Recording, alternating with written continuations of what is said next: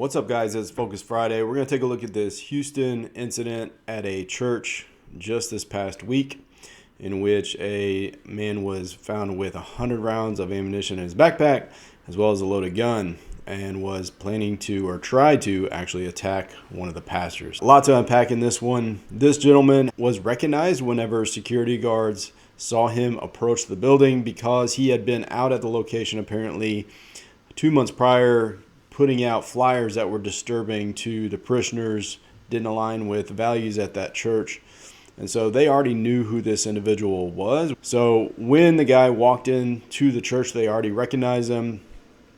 They went into a surveillance type of approach, didn't interdict at that time. So that's one of the key takeaways, especially if we know that somebody is a problem or doesn't align with our values. We need to interdict early, because this can help us to determine our security posture if the person's story is not aligning with what they're saying, what they're wearing, and so forth. The other anomaly that he had is carrying a backpack.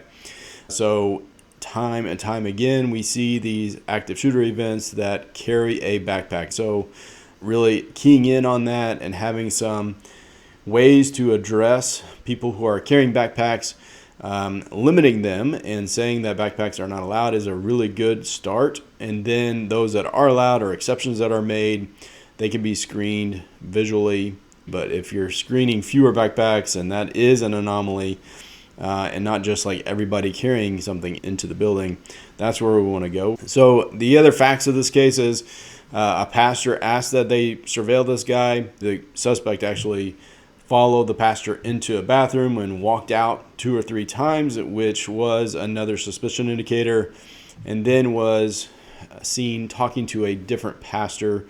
Oftentimes, guys, I find that, and I've been at fault with this too, there's this balance of charity and security that is very difficult, because the pastor wants access to people who are struggling and can be off mentally sometimes. And so kind of balancing that charity and what they're trying to do in their job with security is a very difficult task. But I would say that in this case, where you have somebody that you recognize that doesn't align with what you guys are teaching, your values, and allowing them close to the pastor, which is often a target, is a problem. And so if we can get ahead of that by interdicting early and setting a standard that they're not going to be allowed to go talk to the pastor, they can arrange for a different time, they can email, whatever those things may be that you can come up with that are alternatives to him having a face-to-face with the pastor at that time during a Sunday message. I mean, that's really the place that we want to be. So this got really hairy. The pastor was talking to this guy. Luckily, the security guard was within arm's reach and saw the gentleman with his hands on a pistol in his pocket. So good job with regard to situational awareness and keeping your eyes on what is important. So the hands are what hurt you along that waistband area where weapons are carried. So he saw that and immediately went to hands on. So from a use of force perspective, could he have used deadly force? And I don't know if this guy was armed or not, but definitely could have. Authority-wise, he was there. But like we talk about many times, especially in CQB, where you are very close quarters, actually laying hands on the person and controlling that arm that is controlling the weapon is going to be the fastest way to neutralize that threat and control the situation. So if you're not training that stuff, if you don't have that capability, then that's a problem. So this guy was able to tackle him. He had other parishioners that came in and helped as well. And so considering soliciting help from around you in order to control somebody, it's not easy, especially somebody who is fighting, even if they are smaller than you or whatever the case may be. It is not an easy task to control somebody. And then you add on top of that the element of the suspect's gun that they're trying to get to. So they did a great job of controlling him. They got the gun away from him. The caveat to this one was he started to count down and using his cell phone as if he had a bomb in his either backpack or somewhere else in the building.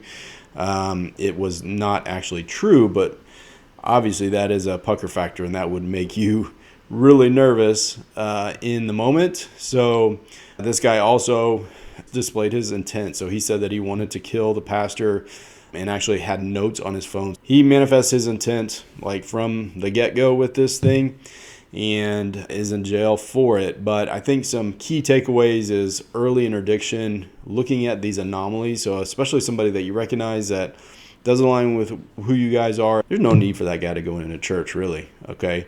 Next takeaway is your pastor. So preventing access to that person, that's going to throw their plan off if that is their attack plan.